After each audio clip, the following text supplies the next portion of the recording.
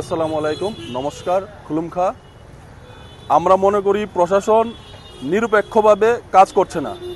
আপনারা দেখতে পাচ্ছেন সাংবিধানিক চেয়ারে বসে বিভিন্ন উস্কানিমূলক পোস্ট করে প্রশাসন ঘুমিয়ে থাকে, চুপ থাকে। আমরা বাঙালি নামের পার্টি উস্কানিমূলক হুমকি দেয়, কিন্তু প্রশাসন ঘুমিয়ে থাকে, চুপ থাকে। তাহলে কিন্তু কি শুধু সংখ্যালঘুদের জন্য প্রশাসন নেই, শুধু সংখ্যাগুরুদের জন্য প্রশাসন কাজ করছে? যখন সংখ্যালঘু অংশের গৌতম বুদ্ধদেব বর্মা কথা বলে তখন প্রশাসনের ঘুম ভাঙে।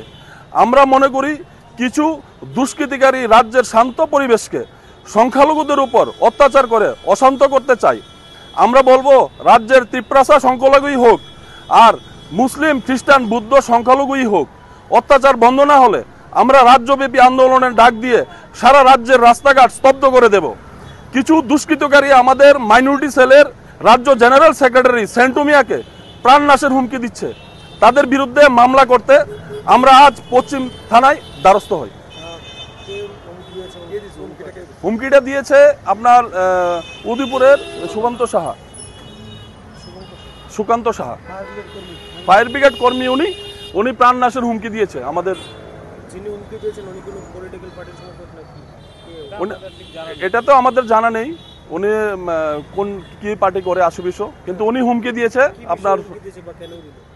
উনি বিভিন্ন বিষয় নিয়ে আপনার হুমকি দিয়েছে যে এখানে যারা থাকে, ওয়েস্ট বেঙ্গলের যারা থাকে, পশ্চিমবঙ্গ নাকি বিভিন্ন ধরনের অত্যাচার হয়, তার জন্য এখানের যারা পশ্চিমবঙ্গের হকাররা বিভিন্নভাবে কাজ করে, এখানে লেবাররা বিহারের আপনার তারা এখানে থাকতে পারবে না, তাদের উপরে তারা চড়াও হয়। আপনারা দেখতে পাচ্ছেন যে গত 16 তারিখে ওইখানে কিছু হকারদের 8-10 জন হকারদের উপরে রাত্রে 11টার সময় ড্রিঙ্কিং অবস্থায় প্রায় আপনার মিঠুন নন্দীর নেতৃত্বে প্রায় 30-40 জন ছেলেরা গিয়ে বাড়িতে আক্রমণ করে। কিছু ওইখান থেকে জানলা দিয়ে পালিয়ে যায়, গিয়ে পুকুরের মধ্যে পড়ে সারা রাত্র পুকুরে থেকে ওদের প্রাণ রক্ষা করে।